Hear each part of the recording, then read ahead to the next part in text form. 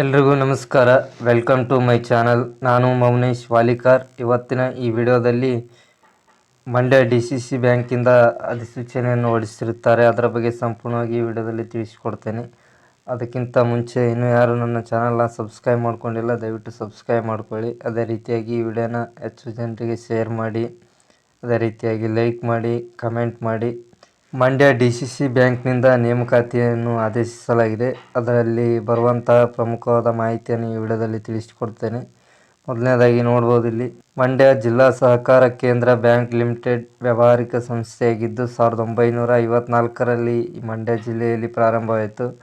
ಮಂಡ್ಯ ಜಿಲ್ಲೆಯಾದ್ಯಂತ 62 ಶಾಖೆಗಳನ್ನು ಹೊಂದಿದ್ದು, ಪ್ರಧಾನವಾಗಿ ಕೃಷಿಯಲ್ಲಿ ತೊಡಗಿಕೊಳ್ಳುವ ರೈತಾಪಿ ವರ್ಗಕ್ಕೆ ಆರ್ಥಿಕ ನೆರವನ್ನು ನೀಡುವ ಉದ್ದೇಶದೊಂದಿಗೆ ಕಾರ್ಯಪ್ರವೃತ್ತವಾಗಿದೆ. ಮತ್ತು ಪ್ರಸ್ತುತ MD, CCB ಇವು ಖಾಲಿ ಇರುವ ಹುದ್ದೆಗಳ ಭರ್ತಿಗೆ ಮುಂದಾಗಿದ್ದು, ಮಂಡ್ಯ ಜಿಲ್ಲೆಯಲ್ಲಿ ಕೆಲಸ ಮಾಡಲು ಆಸಕ್ತಿ ಹೊಂದಿರುವ ಸಮರ್ಥ ಅಭ್ಯರ್ಥಿಗಳು ಇಲ್ಲಿನ ಮಾಹಿತಿಯನ್ನು ಆಧರಿಸಿ ಅರ್ಜಿಯನ್ನು ಸಲ್ಲಿಸಬಹುದು. ಹುದ್ದೆಗೆ ಅರ್ಜಿ ಸಲ್ಲಿಸುವ ಅಭ್ಯರ್ಥಿಗಳಿಗೆ ವಿದ್ಯಾರ್ಹತೆ ಏನಾಗಿರಬೇಕಂದ್ರೆ, ಮಾನ್ಯತೆ ಪಡೆದ ವಿಶ್ವವಿದ್ಯಾಲಯ ಅಥವಾ ಶಿಕ್ಷಣ ಮಂಡಳಿಯಿಂದ ಹುದ್ದೆಗೆ ಅನುಗುಣವಾಗಿ SSLC, ದ್ವಿತೀಯ PUC, ಕಂಪ್ಯೂಟರ್ನಲ್ಲಿ ಮತ್ತು MTech ಮಾಡಿದವರು ಅರ್ಜಿಯನ್ನು ಸಲ್ಲಿಸಬಹುದು.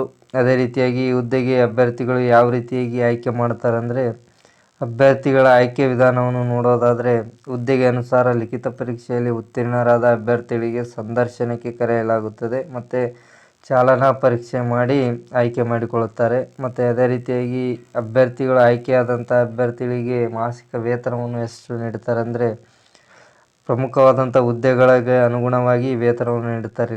ಇಲ್ಲಿ ಪ್ರಮುಖವಾದ ಹುದ್ದೆಯಾದಂಥ ಮಾಹಿತಿ ತಂತ್ರಜ್ಞಾನ ಮತ್ತು ಮುಖ್ಯ ವ್ಯವಸ್ಥಾಪಕ ಹುದ್ದೆಗೆ 43,100 ರೂಪಾಯಿಯಿಂದ 83,900ವರೆಗೂ ಇವರಿಗೆ ಮಾಸಿಕ ವೇತನವನ್ನು ನೀಡಲಾಗುತ್ತದೆ. ಮತ್ತು ಅದೇ ರೀತಿಯಾಗಿ ಕಿರಿಯ ಸಹಾಯಕರು ಹುದ್ದೆಗೆ 30,350ರಿಂದ 58,250 ರೂಪಾಯಿ ಮಾಸಿಕ ವೇತನವನ್ನು ನೀಡಲಾಗುತ್ತದೆ. ಅದೇ ರೀತಿಯಾಗಿ ವಾಹನ ಚಾಲಕರಿಗೆ 27,650ರಿಂದ 52,650ರವರೆಗೂ ವೇತನವನ್ನು ಪಡೆದುಕೊಳ್ಳಬಹುದು.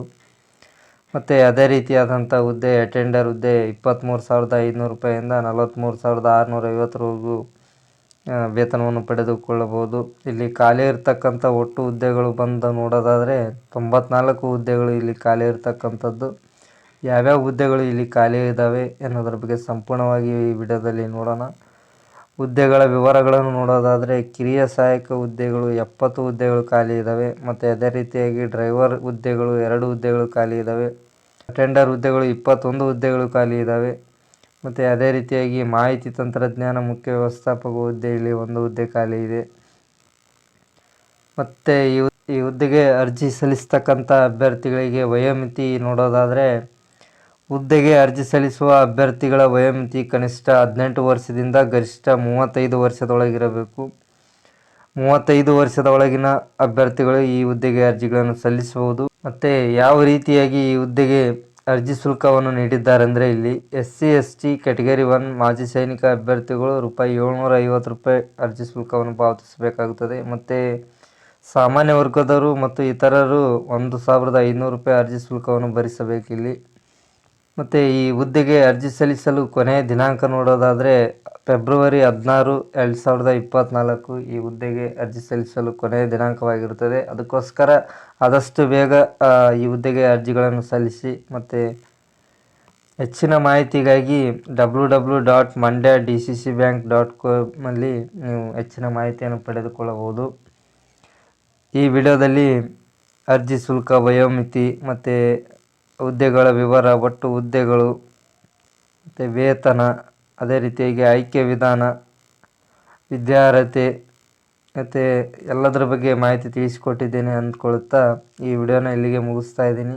ಇದಿಷ್ಟು ಈ ವಿಡಿಯೋದ ಮಾಹಿತಿ. ಈ ವಿಡಿಯೋ ಇಷ್ಟ ಆಗಿದ್ದರೆ ಶೇರ್ ಮಾಡಿ, ಲೈಕ್ ಮಾಡಿ, ಕಮೆಂಟ್ ಮಾಡಿ. ಅದೇ ರೀತಿಯಾಗಿ ನನ್ನ ಚಾನಲ್ನ ಸಬ್ಸ್ಕ್ರೈಬ್ ಮಾಡಿಕೊಳ್ಳಿ.